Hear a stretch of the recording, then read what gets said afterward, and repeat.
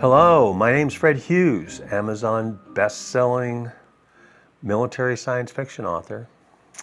And this is the next chapter, the show that talks all things writing, reading, editing. We talk a little bit about everything. This week's guest, who will be on here in a little bit, is Kevin Steverson, the best-selling author of the Salvage Title universe. Those books were good enough to where they're actually going to make a TV show out of them. So he's going to talk about his books and how he managed to do that, and other projects he's working on. But before we get to that, talk about this week's news. I haven't talked about Amazon bestseller list in a couple of weeks. Things have been busy. I've been shamelessly plugging my own books, but I promise I'm not going to do that this week. So, top 3 bestsellers, and these are the bestsellers on Amazon, which means for Amazon's point of view, it's the number of books paid. And number 1 is Wild Love, which is a romantic novel. Has 6,572 reviews on it, and it's been out a few weeks. Number 2 is Nora Roberts and her book A Will and a Way, which is number 2, 15,872 reviews. And in third place is The Teacher by Freda McFadden, with 76,025 reviews on it. Last time I put this list out, The Teacher was the number 1 book on the list, and that was way back in February. So it's still hanging around. It's in third place, and when I talked about this book before, it only had 16,000 reviews, and now it's up to 76,000. So, you know, McFadden is making just a little bit of coin. And it just so happens the number 4 book on the list is also one of hers, Never Lie. And both of those books, The Teacher and Never Lie, are thrillers, as opposed to the first 2 books by Elsie Silvers and Nora Roberts are romance novels. Those are the top paid. Now, the top free books, believe it or not, people put books up for free. A lot of times it's to prime the pump for other series, but you can go on Amazon right now and buy these books. The Boyfriend Material Collections, a romantic collection of stories by Lauren Blakely, is number 1 in top free books. Number 2 is Say My Name. It's a true crime novel by Joe Clifford. And number 3 on the list is Dark Corners, an FBI suspense/thriller by Kathy Bush. And like I said, a lot of times these are short. These free books are either first books in a series that are out there to prime sales for an individual author or series, or they're short stories that do the same thing. They prime sales for the whole series. I did the same thing. I have a short story called Chasers Rock that I released to support my Cripple Squadron series. Same difference. What else is going on? ChatGPT, or all the AI programs, are still the big rage. Lots of publishing houses, and in addition to Meta Platform and others, are acquiring the rights to these various companies in an effort to run their own publishing programs. It's a subject that is not going away, and in the near future we will have a show all about AIs and writing. But now, on to our guest. As promised, Kevin Steverson is joining us. Author, painter, lyricist, ex-military. So I want to welcome Kevin to the show. So let's start off with talking about how Kevin Steverson got into the business of writing.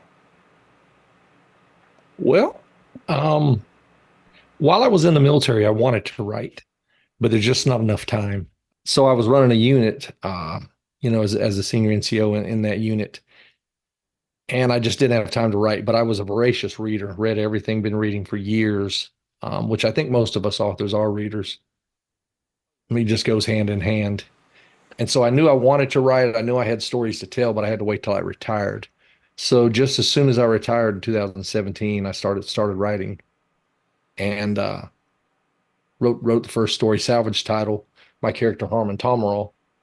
And I had finished the book and was doing some research and trying to determine, did I want to publish it myself? Did I need to find an agent, a publicist? I'd been familiar with some of that stuff in the music world. So after a lot of research, I determined I just want to get a small press publisher. And that ended up being Chris Kennedy, because he was retired military like myself. I liked what he wrote. So I contacted him.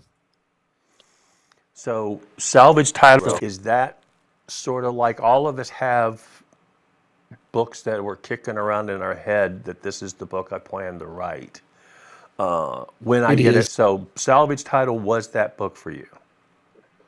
It was. So you got you got the first book out, and then there were two more in the initial Salvage series. How, Right. what was the story? I mean, how fast did you get them out? Were you still feeling your way as an author? I was. I am a storyteller first and foremost, and I'm a writer second. And I had to learn to write, and the writing portion. It's funny, when that first book came out, when I messaged Chris, he had a book about how to take the story from your head and get it published. So he had had a self-published book. And when I messaged him, I said, "Hey, I'm following your book step by step. This is where I'm at in the process. I'm going to publish this myself, unless you're interested in publishing it." And it's funny, and we laugh about it and we joke about it, because he's got to put his money where his mouth is, and he was like, "Send me the manuscript." So I sent it to him, and he was yes. So my first publisher, my first person publisher I reached out to, said yes. So that did happen. Oh, and that was that before Chris kicked off the 4HU, or at about the same time? I want to say maybe 7 books into it, 6 or 7 books into it. Okay. So he was still getting rolling, in the 4HU, aside from the other stuff he did sort of as an independent author. Right. Okay. So 4HU, and then talk about what else evolved from the 4HU then. You wrote those 3 books, and then you decided to do more. Yeah, I did. I wrote that full trilogy, and like I said, Chris liked it. Even though I sort of teased him about, you say this is how you get published. They had to be good stories, or he wouldn't have taken it, because Chris only takes great stories. So there was that. So I'm kind of proud of that. He took it. Yeah, I wrote those 3. They came out September, December, and April, so it was pretty quick. It wasn't the rapid release that some people are using right now. But I would think in 2018 and 19, that was pretty quick. Just the stories just came easy and knocked them out. Speaking of 4HU, I've written a trilogy in 4HU with Kevin Eikenberry. So it's part of the Peacemaker series. So I wrote 3 books in it. And then every time somebody had an anthology or anything, especially in CKP, of course I jumped on that, because you always want to say yes, especially in the beginning of your career. Later on, when time is an issue, you have to learn to say no. But in the beginning, the answer is always yes. When's it due? And what are the guidelines? Yeah, and part of that is getting your name in front of other audiences too. I mean, a lot of people jumped on Salvage Title early, but there were a lot of other mill sci-fi and other science fiction readers who hadn't heard of Kevin Steverson, which I'm sure decided, hey, I like Steverson's story. What else has he written? Right. Yeah, that always works out that way. So It's good to get in front of other audiences and get into other universes per se.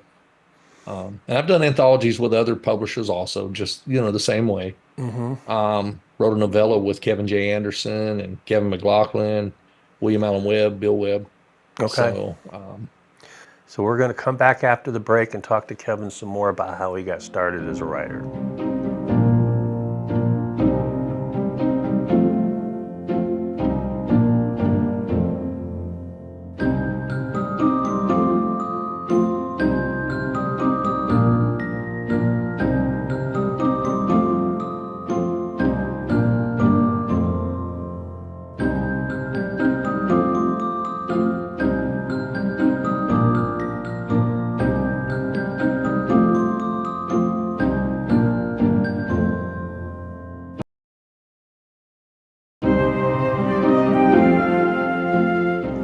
And we're back. We're talking to Kevin Steverson, author of Salvage Title. And Kevin was talking, when we went into the break, Kevin was talking about how all the other things he's written as an author, anthologies, and why he's written in anthologies.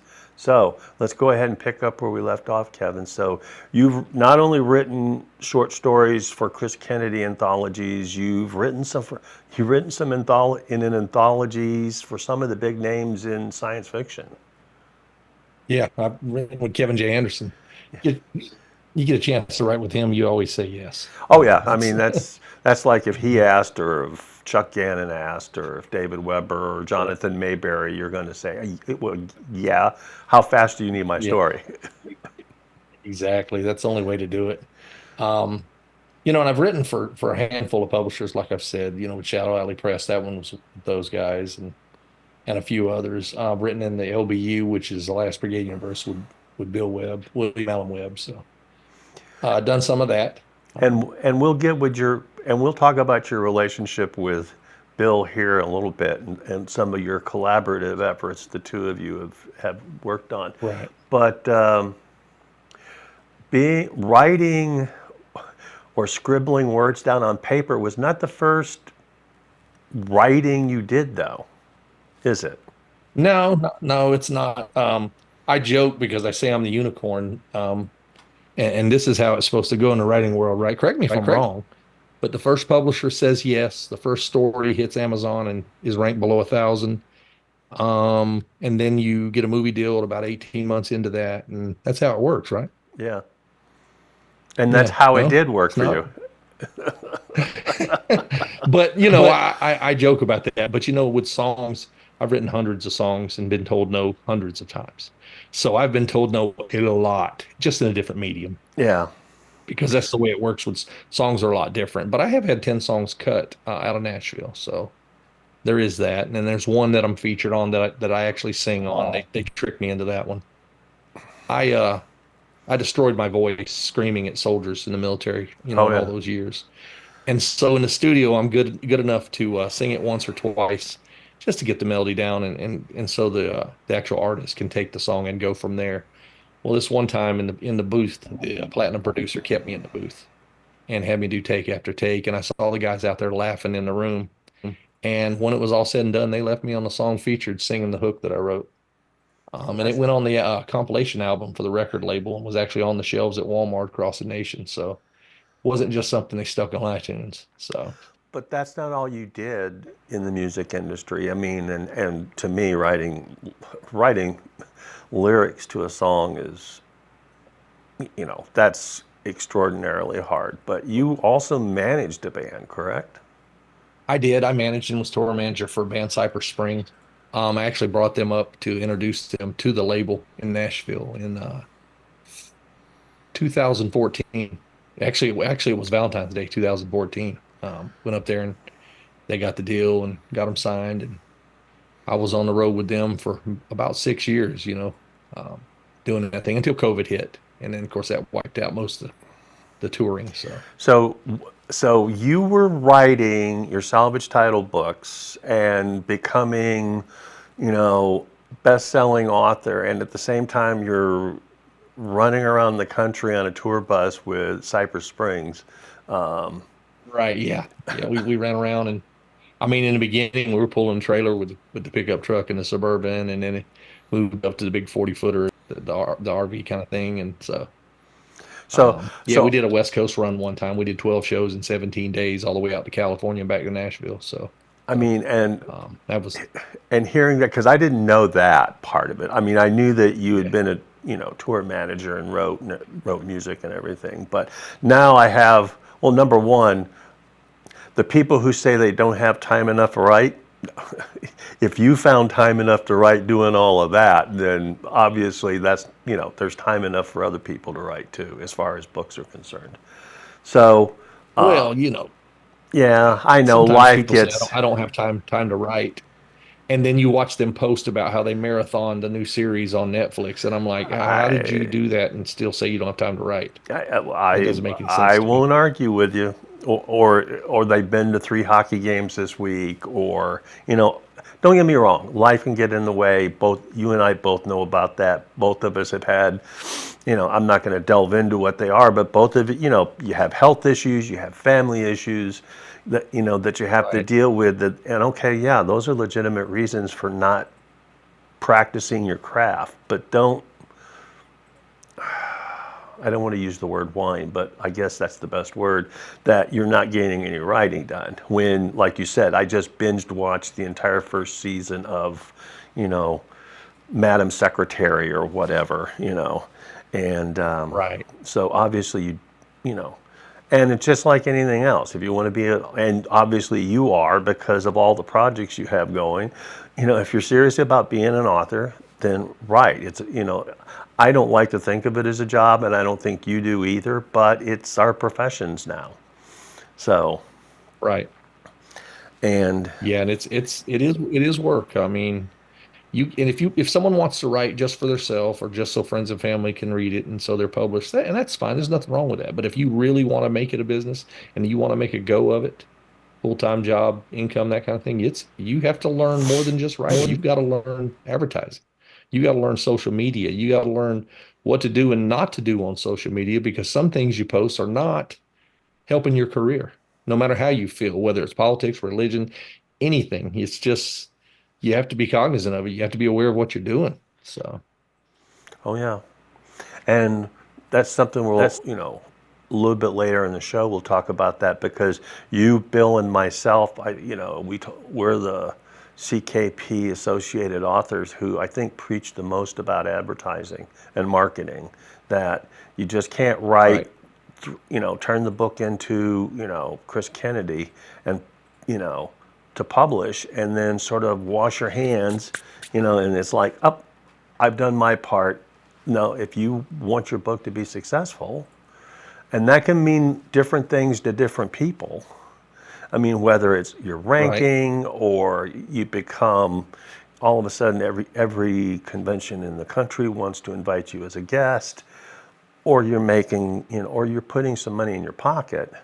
Like I said, right, success is different for different people, but you've got to put some effort into it.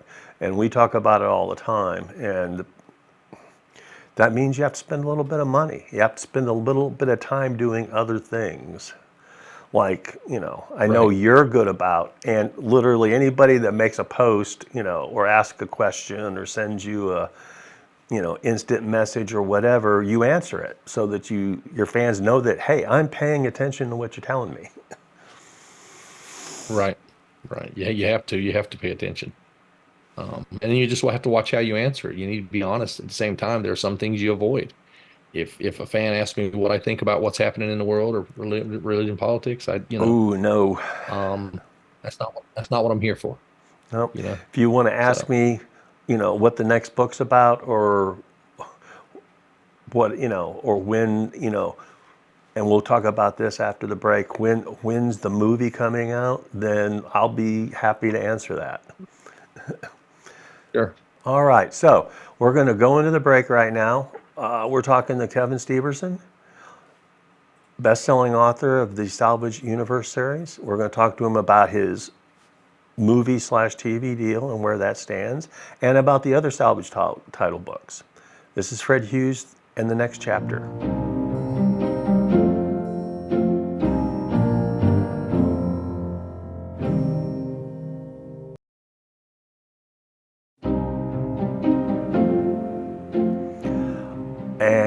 we're back. Thanks for joining us again. I'm talking to Kevin Steverson, best-selling author of the Salvage Title universe, an Amazon best-selling series of books.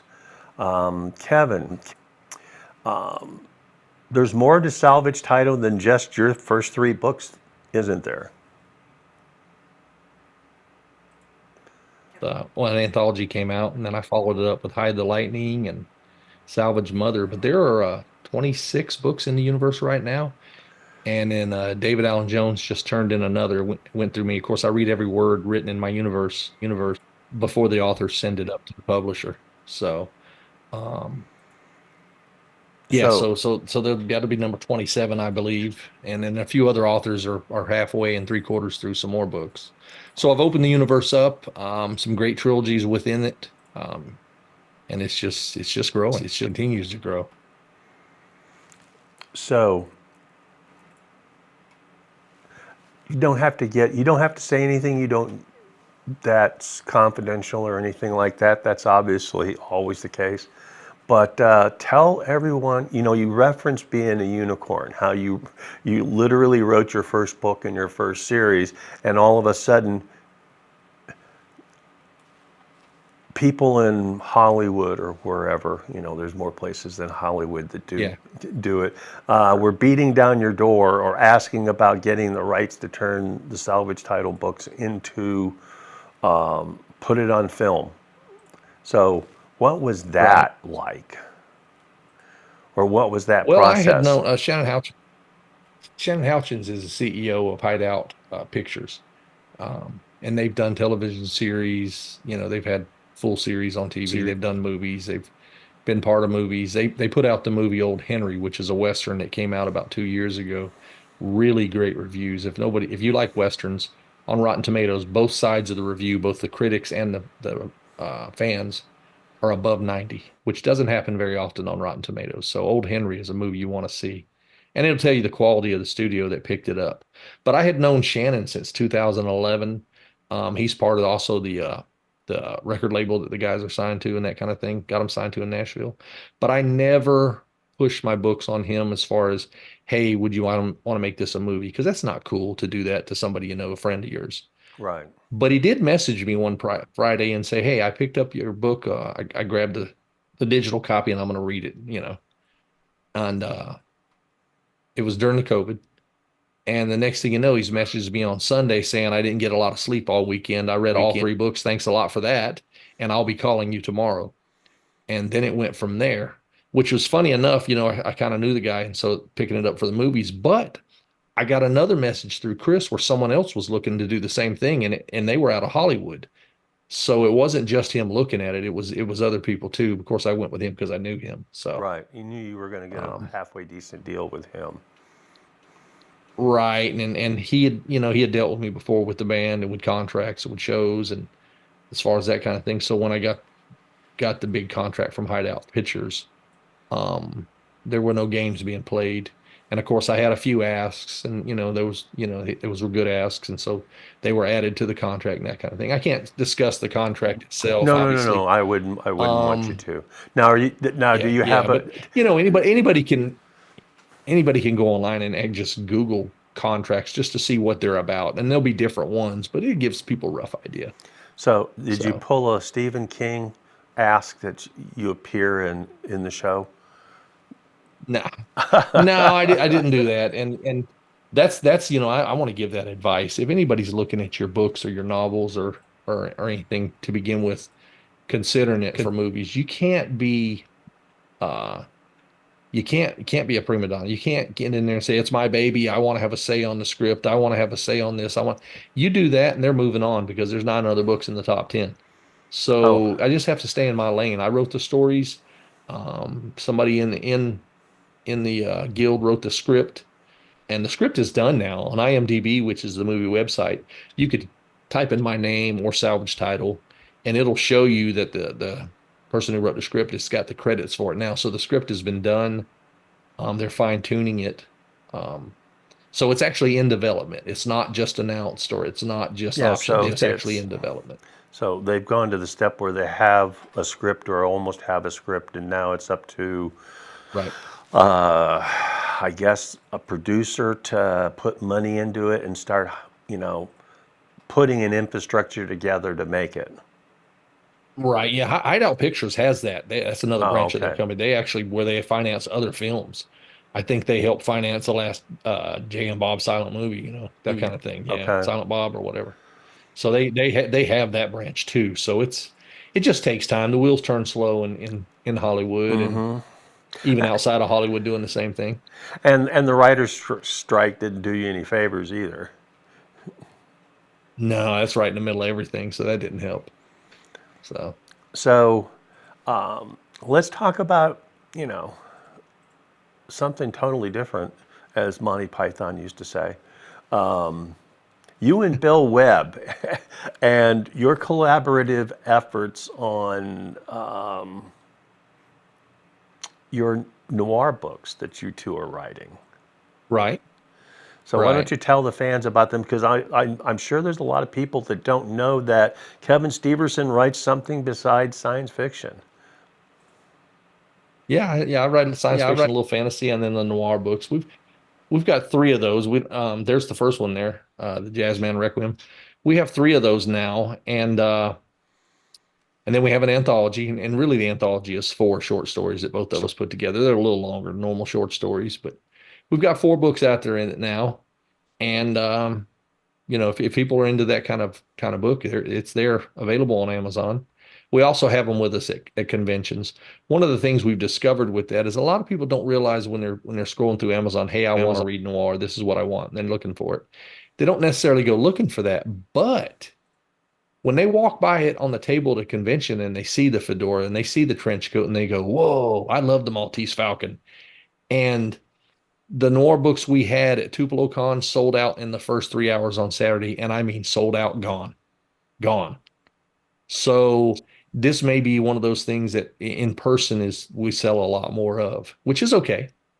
Sometimes that happens. Because you still, you know, you've still made a name for yourself in other places. It's all right to make a little bit of money doing other things, especially when you got some cons that are pretty close to you, and it doesn't, you know, it's not a great effort for you to get there to them.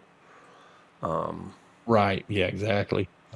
And that we realized going into that, that's not going to sell like my science fiction or his LBU universe. We just knew that. But it was something different that we wanted to do. And it's a writing, passion project. And it's a palate cleanser. It's something a little different. And You know, I each mean, book has two stories. He writes one, I write one. So so yeah, I mean, I was gonna point that out, that literally it's like the old, back in the old days in the 70s when you used to get the dual novels where, you know, right. essentially it would be two full-length books in the same general subject or even the same characters, but they were two totally separate. I remember when they actually had to turn it around and flip the book over to read the other story. But Wow, yeah, I wish we could do that through Amazon, but we can't quite accomplish that right now. But both the books, all the books have if you turn one way, turn the other, there's different cover images basically. yeah, So so it's and people don't understand that sometimes you just got a story for people who, and I didn't understand this till I started writing, that sometimes you get a story stuck in your head, and you know the only way to get rid of it is to get it, you know, put it down on paper and get it out, and that's so you can move on to right, something else. And whether you call it a right, passion project or whatever, it's what you have to do. So there's right. that, and then you touched on it. You have your fantasy series. You know, you and I have talked I about do. that. Burnt, There's the balance of yeah, fear burnt there. and accepted. Yes, the bounce occur. Burnt and accepted are the first two, and the third book is released. And I've been working on that a while. Tyler Ackerman and myself. He's one of the lead guys for Cypress Spring in the band. And on that West Coast run, we talked about. I mean, it's a long, long drive, long night, and you always have to, two people need to be up so nobody's sleepy at the wheel, that kind of thing. Because we didn't have a driver, I was driving along with everything else. And we discussed it and went over it and went through the whole thing. So once I came back, I started writing. So I wrote it. It's in my voice, but it is our story because we discussed the whole trilogy, the whole arc. Um, and it's kind of funny. So when we write like that, it's in my voice, even though both of us got together on it.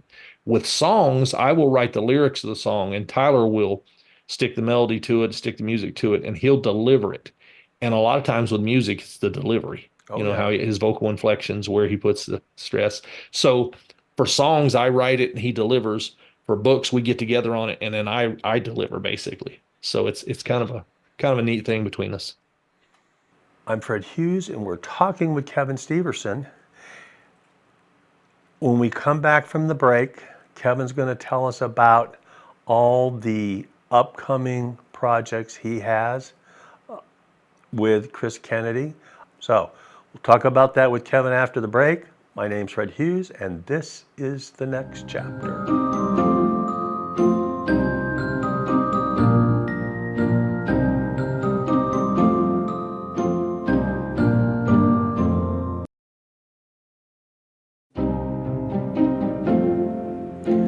And we're back from the break. I'm Fred Hughes. This is the next chapter. We're speaking with Kevin Steverson. And Kevin, tell us what's next. What's next up on the agenda for Kevin Steverson?